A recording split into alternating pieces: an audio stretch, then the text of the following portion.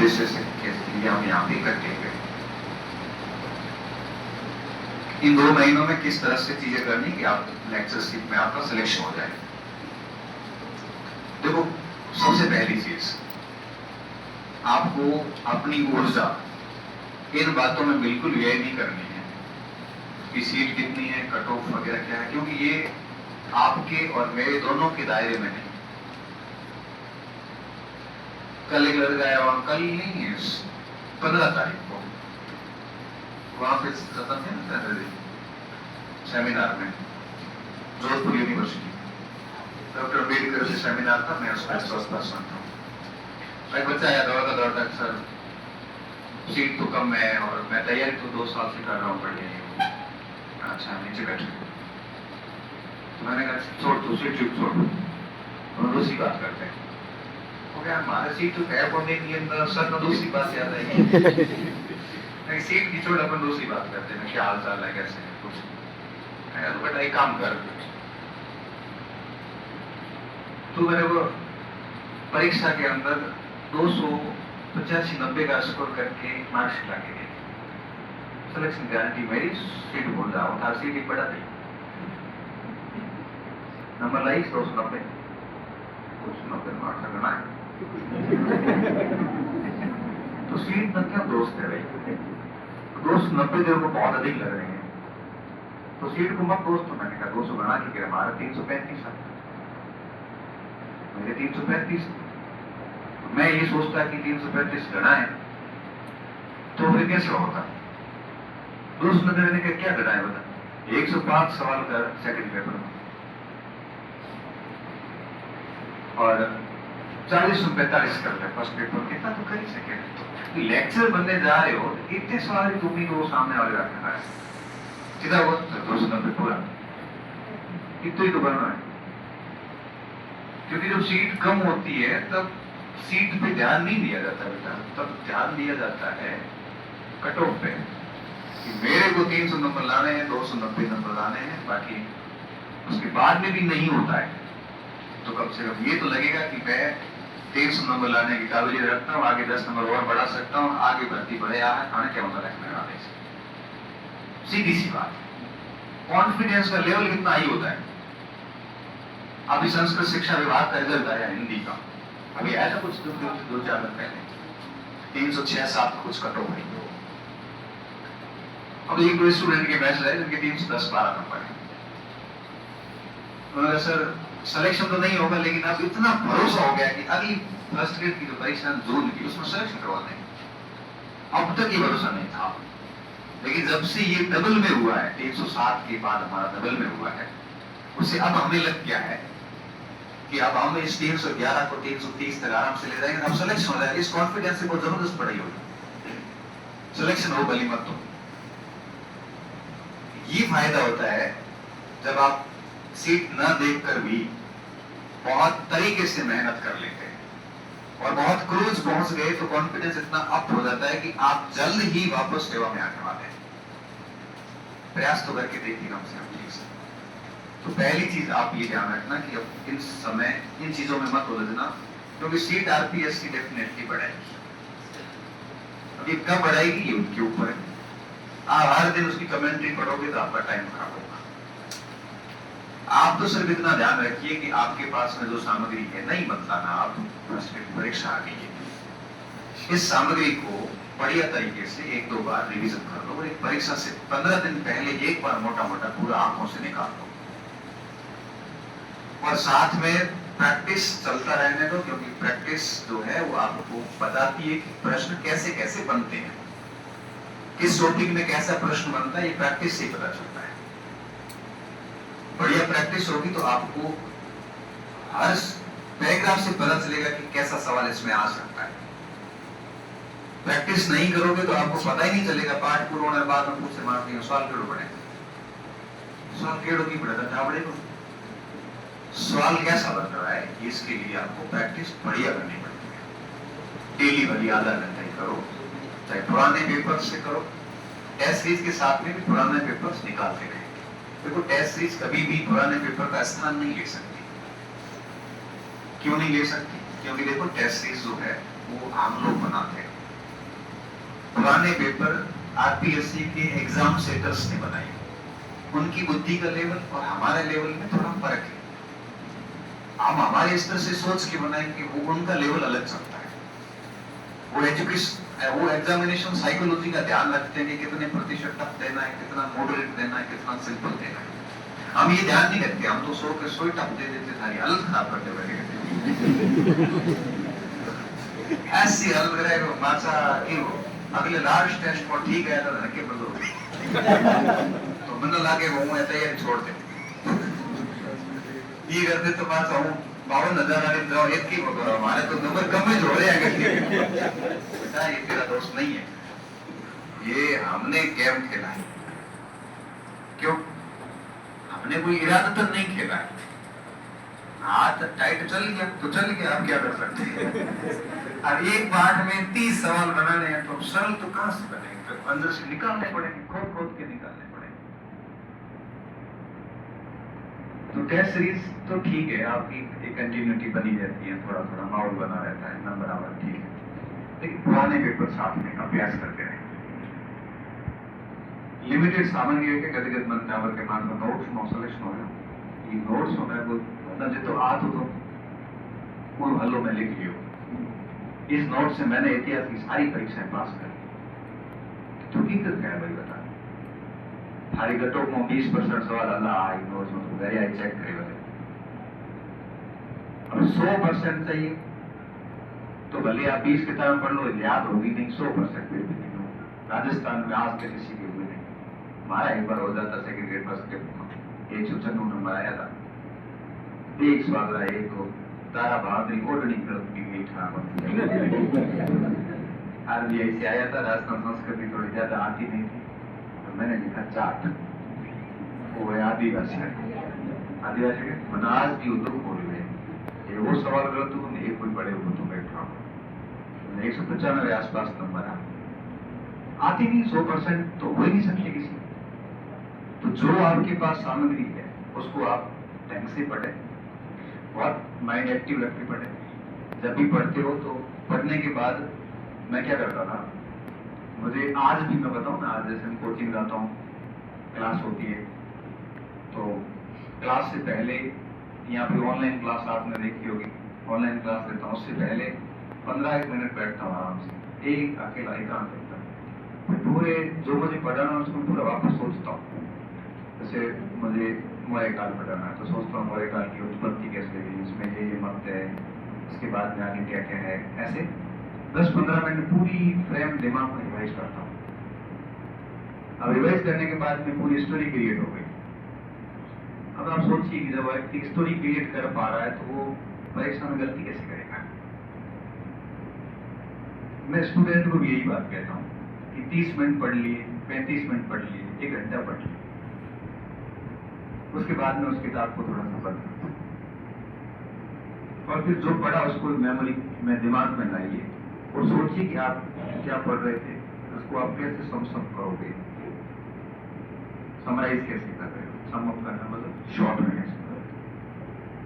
जब तक आप इस तरह से मंथन नहीं करेंगे तब तक आप याद नहीं कर पाओगे, और जब तक याद नहीं होगा तब तक ये कंफ्यूजन 2 ऑप्शन में हमेशा बने रहेगा।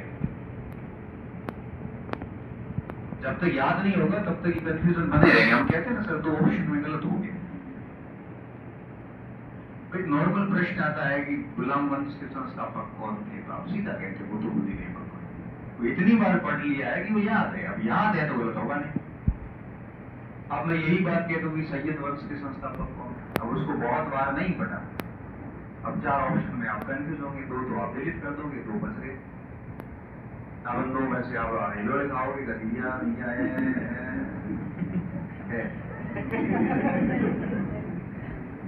फिर यही होगा। छोड़ भी नहीं सकते, सारू सवाल है, ईगो हर्ट हो जाता है। सिंपल प्रश्न आ जाता है, पढ़ा हुआ आ जाता है। तो मनुष्य प्रवृत्ति ये कहती है कि रियासतें बिकने के लिए आम मंजूर है लेकिन तोड़ी मंजूर है। चेतक कभी उंगलों का पानी नहीं पिएगा, इसको छोड़ मत दिया।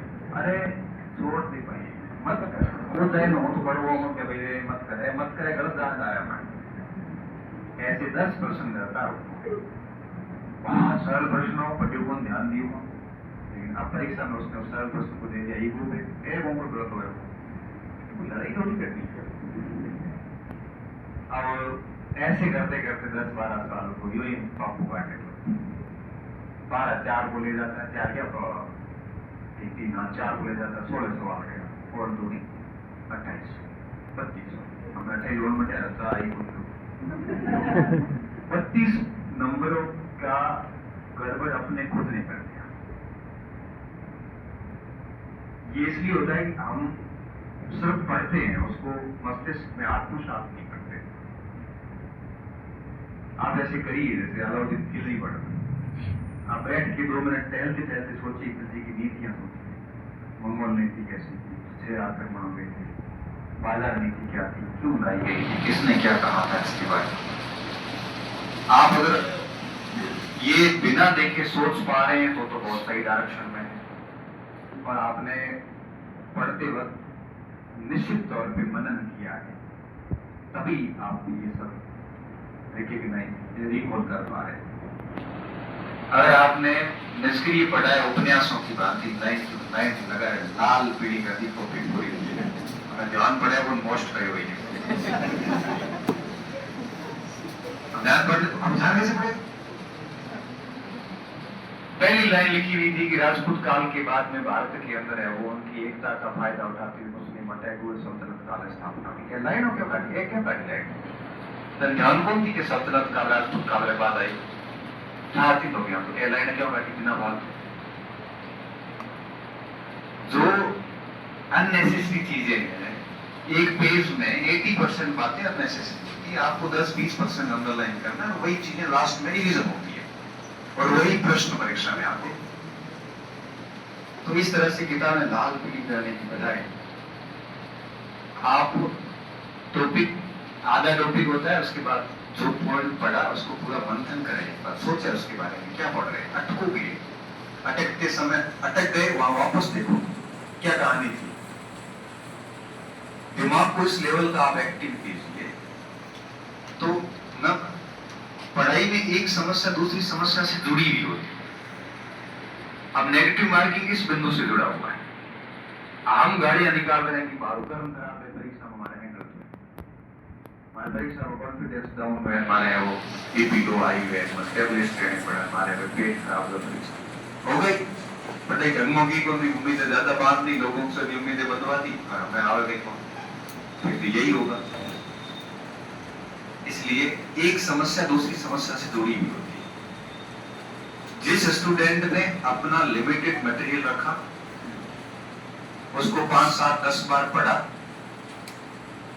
उसका पूरा मनन किया एक बार जब भी पढ़ते पढ़ते ये मनन पढ़ते पढ़ते ही होता है भाई 2 घंटे पढ़ लिए 5 मिनट में स्टोरी वापस घूमती है दिमाग में भूल गए तो कोई बात नहीं वापस देख मनन किया भरपूर प्रैक्टिस करी और सिलेबस के सारे बिंदुओं पे उसने फोकस किया परीक्षा के एंड टाइम उन बिंदुओं को छोड़ दिया जहां टॉपिक बड़ा है प्रश्न कम आता है। जैसे साउथ इंडिया में क्या करना है नॉर्मल राजवंश कई हो चुके तो जगह याद कर लो राजधानी याद कर लो और गुरु संस्थापक देख लो छोड़ दो 15 का देख लो बस तैयारी के दौरान तो पूरा पढ़ो एग्जाम के टाइम में ऐसी चीजों पे समय नहीं खराब किए जाते ये थोड़ा सा स्मार्ट होना पड़ता है फिर पूरा अभ्यास कर लिए और उसके बाद में परीक्षा में जाके अच्छे से पेपर देख लिया इतना करने के बाद अच्छे से पेपर हो ही जाता है तब उसको अपने आप बढ़ जाते हैं। हम पहली गलती क्या करते हैं हम पहली गलती ये करते हैं कि हर पार्ट के कई सारी सामग्री ले लेते हैं। अब सीधी सी बात है कई सारी सामग्री होती है ना आप एक को भी ढंग से नहीं पढ़ पाते। देखो आप शादी में जाओ खाना धड़ा की बात है बढ़िया शादी में इतना आइटम रह गया खाऊं हालत खराब हुई है कहीं हुआ लास्ट और लास्ट में कोई 2-3 पीस आप पड़े आए जो पेट को पड़े हैं भूख लागू देते क्योंकि बहुत अधिक सामग्री रखोगे तो स्थिति ये होगी कि आप एक को भी सही से डाइजेस्ट नहीं करोगे। और मैं तो कह रहा हूँ कि 5-7 बार रिवीजन करना पड़ता है। जब आपके पास में 3 सामग्रियां पड़ी है कौन से का रिवीजन करोगे आप किस पे भरोसा करोगे, किसको छोड़ोगे आप? पहली गलती एक स्टूडेंट यही करता है, एक सामग्री ही रखनी है, भले कुछ भी रखो, और मैटर नहीं करता सिलेक्शन में इस सामग्री पे। मैं आपको इतिहास की वे सारी किताबें बता दूं, यहाँ से 100% सवाल आते हैं, क्या आप उसको याद कर पाओ? क्या आप उसको 5-5, 7-7 बार घुमा घुमा के पढ़ पाओ? तो फिर 100% आके भी आपके रूम में रहा ना, वहां हॉल में तो नहीं आया, तो फिर क्या मतलब था उसका? जो आपको सरल लगता है पार्ट, जिसकी भाषा आसान हो, कम से कम चीजें, तथ्यों का मगब कम हो, ऐसा पोर्शन लो और उसको पढ़ो। सिलेक्शन इन चीजों से होते हैं, बहुत अधिक किताबों की लाइब्रेरी बनाने से नहीं होता, आप इस बात को स्वीकारिए। लोग एक ही किताब पढ़ के टॉप कर गए, और इधर हर बात की 6-6 किताबें घर में लगा रखी, याद है कि वो 6 किताबें क्या काम की? एक पार्ट की, और उसको बहुत तरीके से बार बार पढ़ी, क्योंकि एक होगा तो आराम से पढ़ लेंगे। ये गलती मत करो। दूसरी गलती हम काम करते हैं, हम स्टार्ट से लेके लास्ट तक आते ही नहीं कभी। मतलब तो किताब शुरू करी, तीसरे चौथे पार्ट तक जाते जाते अब आ रहा हूं, मैं हो गया, अब दूसरा करते, अब दूसरा भी यूं ही छूटेगा बीच में, अब तीसरा करते। अब दो को पहला गया, दूसरा गया और समय गया। आप जो पार्ट शुरू कर रहे हैं, कम से कम पहले पेज से लेके लास्ट पेज तक आप जाने की आदत डालें। आप बीच में ऐसे छोड़ने से नौकरियां नहीं लगेगी भाई। फिर पता है क्या होगा? बीच में छोड़ने का लॉस क्या होता है? लॉस ये होता है कि दोबारा वो पार्ट शुरू नहीं किया जाता, हिम्मत ही नहीं होती, मोमेंटम ही नहीं आता, और फिर दोबारा वापस पहले पेज से शुरू करना पड़ेगा। क्यों? क्योंकि आपने अधूरा छोड़ रखा, आपको पता ही नहीं आपने छोड़ा कहां था, तो 10-15 दिन यही खराब। दूसरी गलती हम ये करते हैं कि स्टार्ट से लेके लास्ट तक पहुंचते नहीं, बीच में अपने को कोई डिस्ट्रैक्ट कर देता है, और आप फर्जी तैयारी कर रहे हो तो वैसे नहीं पहुंच पाओगे। ये बच्चा वही कर पाएगा जो बहुत सीरियस पढ़ाई कर रहा है, उसको जिसने ध्यान रखा है कि 50% का बनना है, और इन 50-100 लोगों के अंदर स्थान बनाना है, तो बहुत कुछ विशिष्ट करना पड़ता है। किताबें वही है, मैं आपको आज ही कह रहा हूं, जिसकी पहली रैंक आई है फर्स्ट ग्रेड के अंदर जिस सब्जेक्ट में, उससे आप बात करना बाद में, वो आपको वही किताब बताएगा जो आपके रूम में पढ़ेगी। अगर ऐसा नहीं है तो आप पिछली भर्ती के फर्स्ट ग्रेड को पूछ लो फोन करके, वो फर्स्ट टाइम छोड़ना, हम भी थे ओपन, हमारे पास में थी, वो आपके पास है, तो मैटर सामग्री तो की नहीं।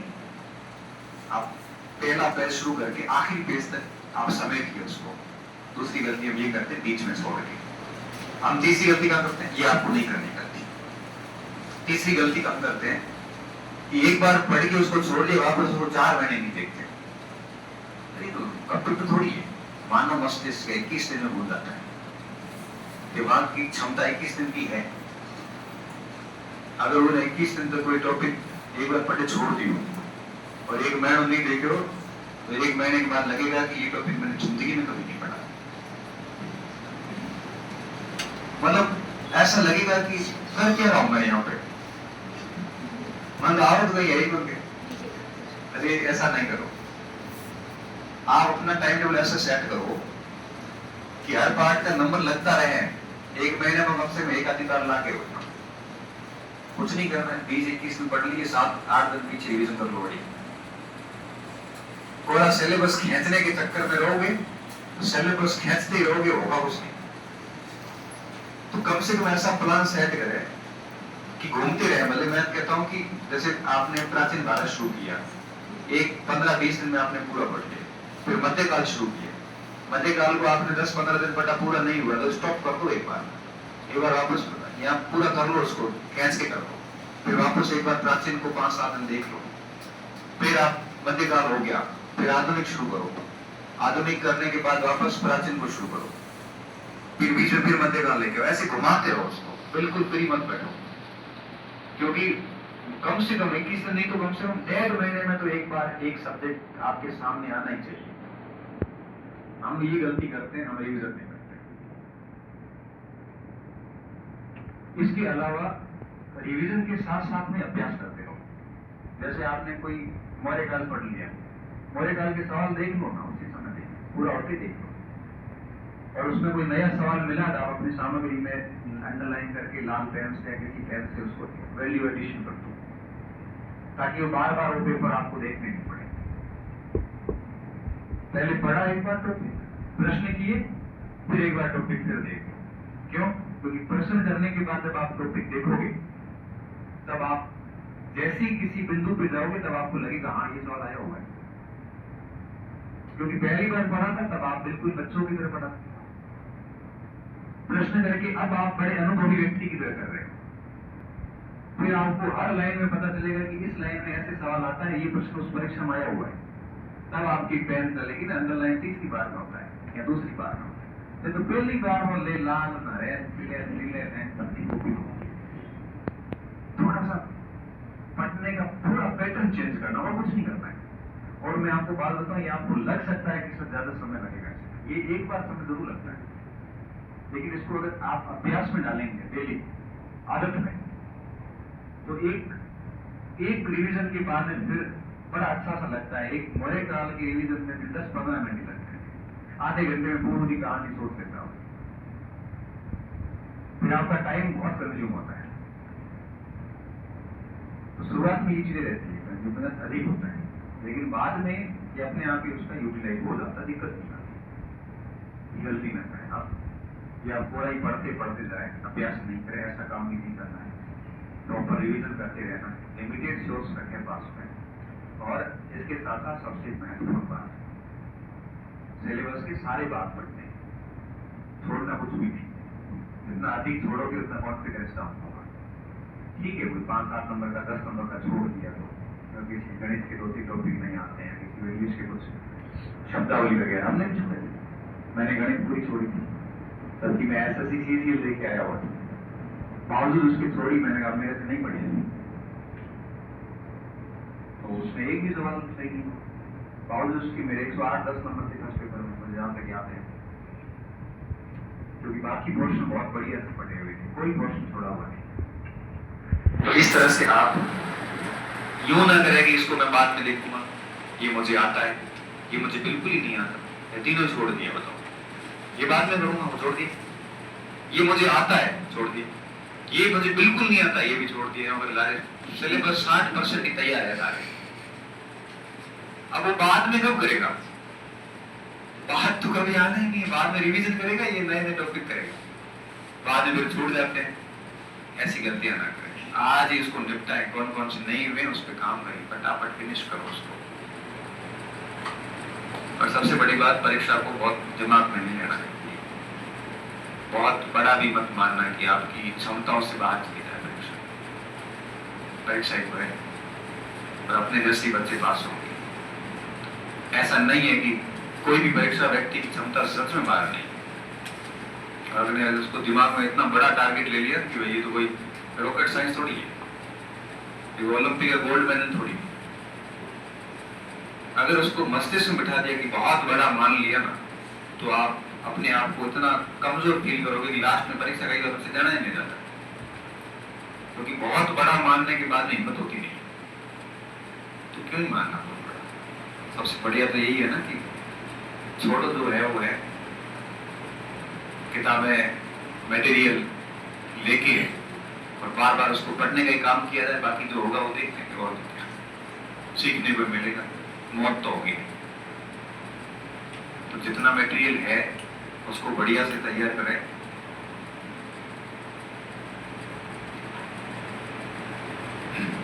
बस पढ़ाई करें, पढ़ाई के ढोंग नहीं करें, पढ़ाई का प्रदर्शन मत करना जिंदगी में, नहीं तो बहुत पिछड़ जाओगे। ये पढ़ाई के प्रदर्शन बहुत गंदी आदत है, लग गई ना तो दूर नहीं होगी। मैं बात बार बार इसलिए कह रहा हूँ, हमारे साथ कई लोग ऐसे थे तो सिर्फ दिखावे के लिए पढ़ते थे, कोई टेस्ट सीरीज की रैंक के लिए पढ़ता था। 7 दिन एक टोटल लेके बैठेगा तो रैंक आएगी। जबकि हम कई बार कहते हैं कि टेस्ट को आप ठीक है, परीक्षा टेस्ट सीरीज में बैठते हो पेपर देने, तब सीरीज लिया तो उसको 3 घंटे बहुत शिद्दत से पेपर दो आप। लेकिन टेस्ट सीरीज के शेड्यूल को 7 दिन नहीं पढ़ते हो, बाकी कुछ नहीं पढ़ रहे हो, तो मूर्ख है। होना तो ये चाहिए कि कम से कम 4-5 दिन तक आप अपने शेड्यूल से चले, लास्ट के 1-2 दिन टेस्ट को देख लो बढ़िया और दे दो पेपर, तो दो बार सिलेबस हो जाता है, एक बार शेड्यूल के अनुसार हो जाता है, एक बार अपने अनुसार हो जाता है। तो कई बार अपन रैंक के लिए मारते हैं ना, कोई लेना देना नहीं। कैसे इसका उद्देश्य रैंक लाना थोड़ी है। टेस्ट सीरीज का उद्देश्य ये भी नहीं है कि यही प्रश्न आएंगे परीक्षा में, बल्कि टेस्ट सीरीज का उद्देश्य सिर्फ इतना है कि आप उस बहाने निरंतर पढ़ते रहें, आपका थोड़ा सा अपने साथियों के बीच में मूल्यांकन होता है। इससे अधिक टेस्ट सीरीज के कोई उद्देश्य नहीं। बाकी समय को पूरा यूटिलाइज करें, और मैं हर बार ही बोलता हूँ, आपको ही बोल रहा हूँ, इस फोन को फ्लाइट मोड पे रखें। जैसी पढ़ाई शुरू होती है फ्लाइट मोड ऑन, ये जितना फ्लाइट मोड में अधिक रहेगा उतना आपका स्कोर अधिक होगा, क्योंकि ये डिस्ट्रैक्ट करता है, ये ध्यान भटकाएगा। और राजस्थान के अंदर हजारों अभ्यर्थी हैं जो बहुत बढ़िया मेहनत कर रहे हैं, और आयोग तो उसी को लेता है जिसकी ओएमआर सीट में आपसे अधिक सही होगी। कंपटीशन बड़े निर्दयी है, कोई दया भाव नहीं कि आप कितने गरीब हैं कि आपकी क्या हालत है। ये ओएमआर सीट कंप्यूटर में जाती है, स्कैन होती है, स्कोर छपता है, मशीन चेक करती है, बहुत निर्दयी है, कोई इमोशंस नहीं उसके अंदर। और जिसने तगड़ी मेहनत की है सही डायरेक्शन में, उनके स्कोर छप जाते हैं ढंग के। जिसने ढोंग किए हैं, मोबाइल में माथा बोड़िया करी है, अपने आप को दूसरे कार्यों में डाला हुआ है, तो आप फेल हो जाएंगे। देखो, भले टेस्ट सीरीज करो चाहे कोचिंग करो, किसी का कोई मतलब नहीं है। असली कहानी ये है कि कितना याद हुआ और कितना सही जाके करके आए, तब जाके चीजें आपके पक्ष में आती है। बाकी एक दो बार असफल हो गए ना गलती से भी, तो कॉन्फिडेंस इतना डाउन हो जाएगा कि आप वापस उभर नहीं पाओगे। मैं आपको और कह देता हूँ, आप कितना ही कैलिबर है आपके अंदर, लेकिन एक बार की और दो बार की असफलता के बाद व्यक्ति अंदर से टूट जाता है। अरे स्कूली टाइम में बहुत ब्राइट रहे हुए स्टूडेंट एक आध बार गलतियों के कारण फेल होने के बाद वापस वो कभी उभर नहीं पाए। इसलिए मैं चाहता हूं कि पहले और दूसरे अटेम्प्ट में अपना काम हो जाए, ऐसी स्थितियां आपकी ना हो। पल भर के लिए सोच के देखना, जब भी आप समय खराब करो ना फालतू का, दोस्तों के साथ में कैफे में बैठ के चाय की घड़ियों पे, उस समय सोचना कि अगर व्याख्याता वगैरह में जिसकी भी तैयारी करे उसमें नहीं हुआ तो मैं क्या करूंगा। डर जाओ कि भविष्य इसके उत्तर को जानकर आप, क्योंकि इसका उत्तर बड़ा डरावना है। काम धंधे होंगे नहीं, दूसरी भर्तियों को फिर से आशा लगेंगे, घर वालों को क्या जवाब दोगे, परिवार समाज तो तैयार बैठा है कि पाचोलान जो दमाना होगा, ठीक है तैयारी, तो तैयार की है 5 नंबर तो आओ था। तब अंदर से दुख होता है कि कोई कुछ भी बताओ जिसमें जिंदगी में 4th ग्रेड का फॉर्म नहीं पता, वो धन ज्ञान दे रहे होता, वो कह रहा है कि फर्स्ट ग्रेड कैसे बना जाता है, मौका किसने दिया आपको? जयपुर रहकर पढ़ने के लिए खर्चा अफोर्ड किया है उन्होंने, और आपने यहाँ क्या किया? ये सवाल खुद से पूछना। 100 बातों की एक ही बात है, जितना अधिक समय का उपयोग करोगे उतना काम सेट होगा। समय को बर्बाद किया था बर्बाद हो, काम धंधे करने पड़ेंगे, और वो भी आपसे ठीक से होंगे नहीं, क्योंकि इतना पढ़ने के बाद कोई भी काम मन नहीं लगता। इतना पढ़ने के बाद आप किसी की डांट के अधीन नहीं रह सकते। इतना पढ़ने के बाद लोग आपको सुनाएंगे, वो आप सह नहीं सकते। तो सुबह से लेकर शाम तक टाइम बिल्कुल टफ, एकदम शेड्यूल बना के डिसिप्लिन एकदम, किसी मोटिवेशन की आवश्यकता है। आपको पता है सुबह उठ के मुझे 3-4 घंटे की टॉपिक पढ़ना है, वो पढ़ते ही आपको पता है कि मुझे खाने की बात व्यवस्था करनी है, खाते ही आपको पता है कि अब मुझे आधा घंटा 15 मिनट 45 मिनट थोड़ी रेस्ट करनी है। वो करते ही आपको पता है बाकी 4 घंटे मुझे ये पाठ पढ़ना है।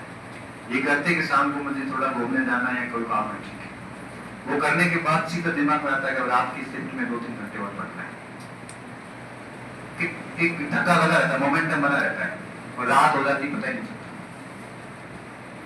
न तो मोबाइल याद आता है, न दोस्त याद आते हैं, न परिवार याद आता है, न फालतू की बातें याद आती है, न भटकाव याद आते हैं, सिर्फ किताबें दिखती है और थक के रात को सो जाता है, सुबह उठ के फिर अपनी गति से शुरू करता है। ऐसे बच्चों के सिलेक्शन होते हैं। ये नंबर ऑफ स्टूडेंट भले बढ़े, कॉम्पिटिशन घट गया, मैं आपको सही बता रहा हूँ। कॉलेज लेक्चर के अंदर 78 नंबर पे इतिहास में इंटरव्यू कॉल हुआ है, 78 मार्क्स पे इंटरव्यू कॉल हो गया। कितनी देगी कटो, आगे जाके 135 तक जाएगी। 65% ही होते हैं पेपर, देखना 65% उसमें कुछ भी नहीं था पेपर में ऐसा। अपने नोट्स से 85% सवाल थे, मैंने सोल्यूशन यूट्यूब पे रखा है। और राजस्थान पूरे में 150 बच्चे भी नहीं है जो 65% से ऊपर नंबर लाए, जबकि पेपर में कुछ नहीं था, इतना कुछ नहीं था जितना नंबर कम पड़े बच्चों में। 130-35 से ऊपर मुझे लड़का नहीं मिल रहा है।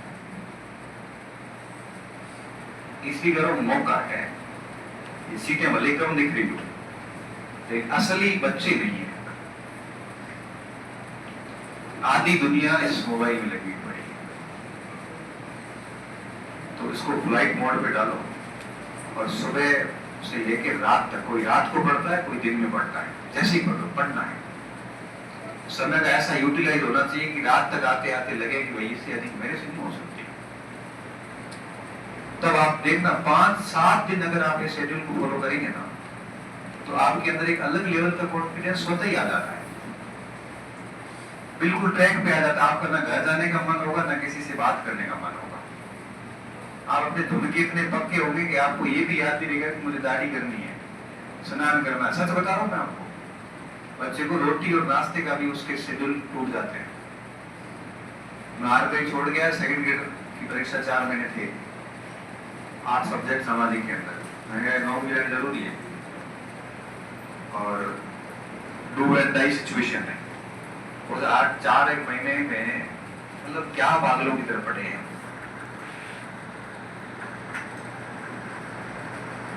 पागलों की तरफ पढ़ने का मतलब ये कि नहीं पता वार क्या है, आज कौन सा वार है ये भी नहीं पता होता जब व्यक्ति पागलों की तरफ पढ़ता है। उसका होलिया कैसा होगा उसको ये भी नहीं पता है, उसका कौन सा दोस्त क्या कर रहा है क्या नहीं कर रहा है, गांव में क्या हो रहा है, परिवार में क्या हो रहा है, ये पूरी कमेंट्री वो याद नहीं रखता है। तो है ध्यान रखो, मैं कौन करो की और पूछे कौन करे बीजो माम की चले नौकरी लेने सुबह शाम थे 200 स्टेटस देखो, एक स्टेटस में आता है कितना सेकंड लागे, तो 200 स्टेटस में सेकंड लागे, बच्चे आप तारो आप स्टेटस लगाओ, आपका स्टेटस है क्या? स्टेटस बनाओ ना पहले, जिसका स्टेटस बना हुआ वो लगाते नहीं, जिनका नहीं बना हुआ सुबह सुबह महादेव जी के भजन लगा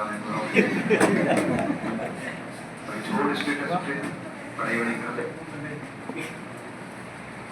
इसलिए समय को ऐसा यूटिलाइज करें कि एकदम पागल वाली पढ़ाई हो, आप असर दिखेगा या घेरे पड़ेंगे। और अब भाई हमने तो ये सब देखा है और हुए हैं सब। कई बार मैं तो घर वाले आपको पता नहीं क्या कहते हैं, मनोदेव कहता है ऊपर जाए को डोरे जो खाई पड़ी हुई मेरे घर वाले ये कहते मम्मी अभी भी कहती तो पढ़ता हूँ, कह रहा हूँ कितना मजा है बेटे कह रहे पूर गया पूर। माँ आज भी कहती कितना ना छोड़ ना सो जाती, अब गुणे पट्टियों को नौकरी लागी है पटाया किया, अब सो जा। थोड़ी देर पढ़ता हूँ, हाँ मम्मा नहीं पढ़ा तो पढ़ी रहो। माँ फिर भी कहती है अब मरने दे छोड़ दे, अब नहीं पढ़ना बेटा बैठी, क्योंकि देखा यही है, पढ़ते ही देखा। जब मम्मी साथ थे पहले, अभी भी मतलब पहले तैयारी करते थे तो मम्मी बाढ़ में थी, अब पूरा परिवार गाँव में है तो मैं भी बाढ़ में था। तो पढ़ते पढ़ते सुबह जैसे नाश्ता चाहे हम अपने आप काम करके, माँ को पता चल जाता है कि बेटा भूखा हुआ है, पत्नी को पता नहीं चलता पत्नी को सबसे पता नहीं चलता कि आदमी भूखा हुआ है, कहीं खोड़ा हूँ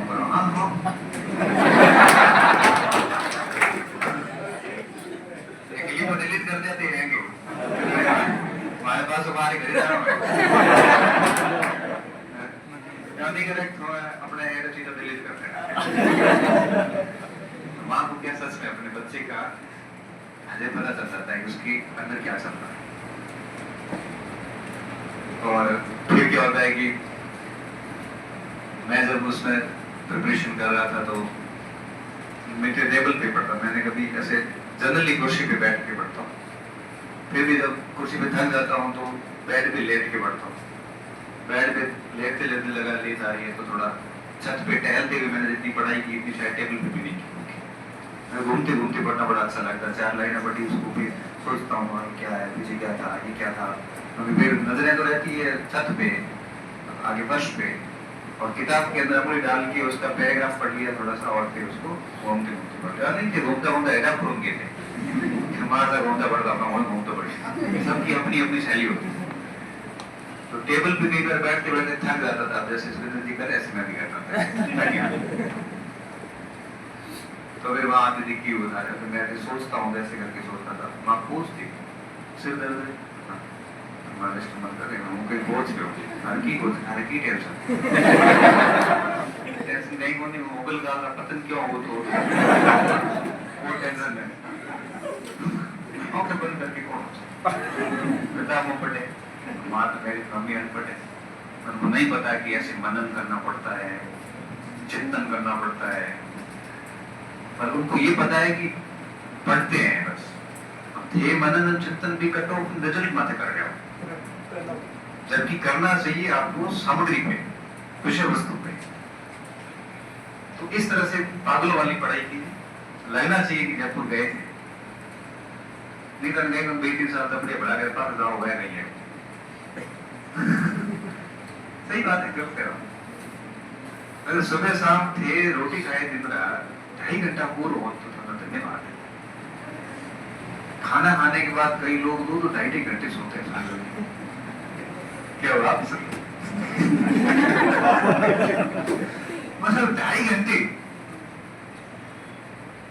सबकी नींद लेनी नहीं चाहिए, ठीक है 15-20 मिनट 30 मिनट उड़ गए वापस,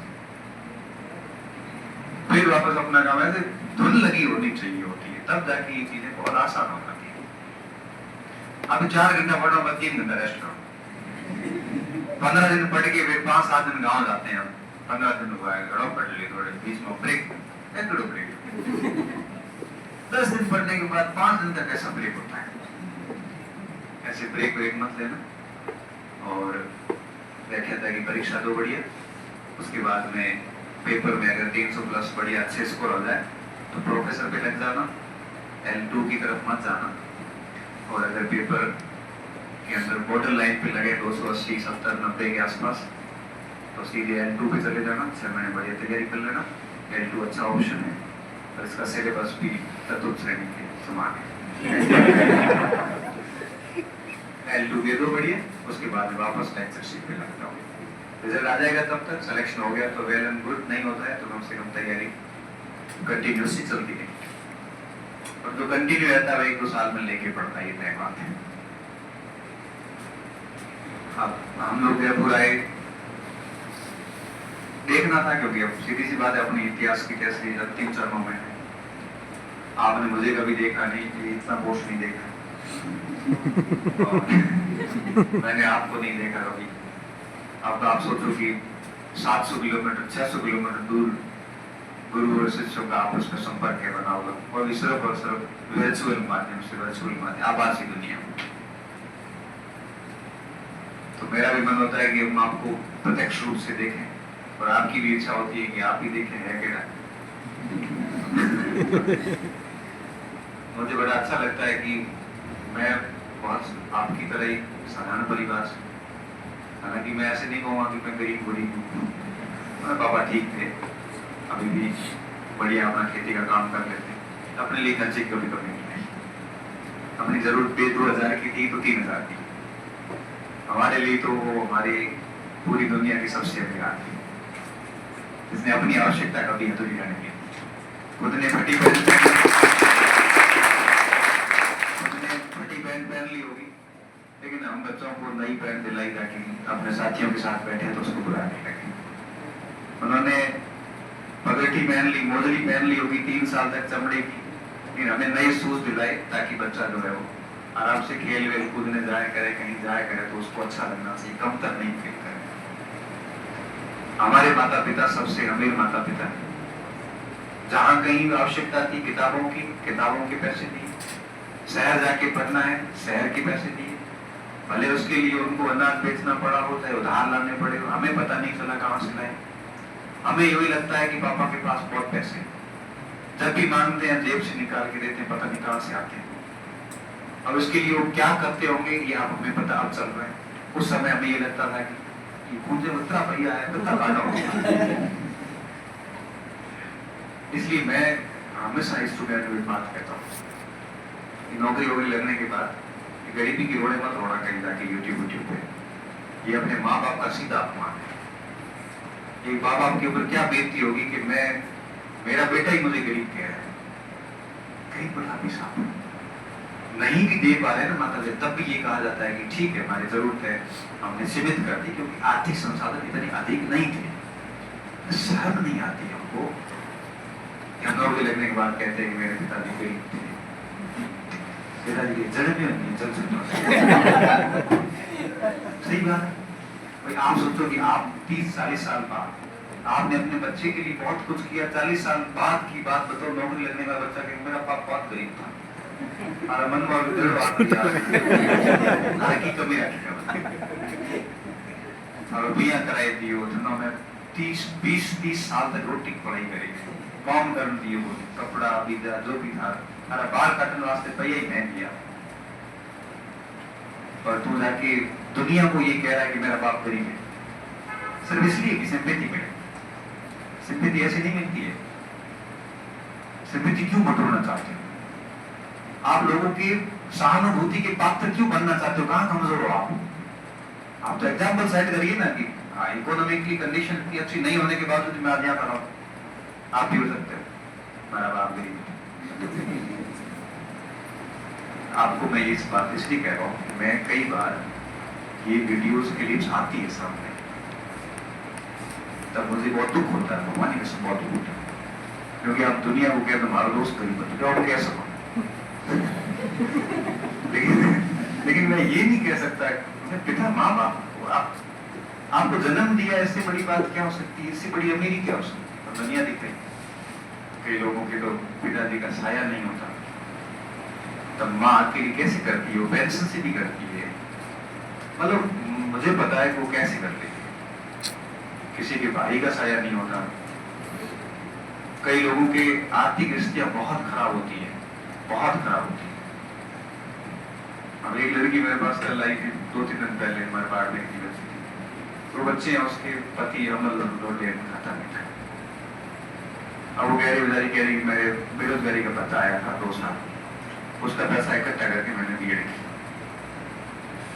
और अभी मैं 3 घंटे काम करने जाती हूँ, तब मेरे पैसे आते उससे बच्चों को पढ़ा रही हूँ। अभी तो गाँव में पढ़ा रही, मेरा L2 में मेरे 102 नंबर आ रहे, मेरा सिलेक्शन हो जाता, मेरे बच्चों की एजुकेशन है।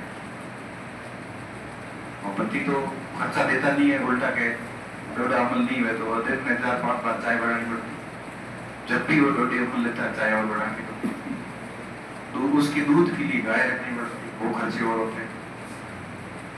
अब वो खर्चे कैसे मैनेज करें? पूरा काम करके फिर मैं दिन में 4 से 5 घंटे सर पढ़ती हूँ। तो मेरे पास इसलिए नहीं आई थी, वो अपनी समस्या बताने नहीं आई थी। वो ये कह रही थी मैं ऐसे पढ़ रही हूँ, क्या ये पर्याप्त है या मैं इसमें कुछ चेंजेस करूँ? तो मैंने पूछा उसको कि भाई तू शहर क्यों नहीं आ रही? उसने नहीं बताया। तो उसने कहा सर घर पे जिम्मेदारियां ये, ऐसी क्या जिम्मेदारी? टेस्ट देने आ जा, तब बताना पड़ता है, क्योंकि आखिर में व्यक्ति बता ही देता है, तो वो भावुक होती है, बोलने लगे। कितनी परिस्थितियों में बच्ची पढ़ रही है।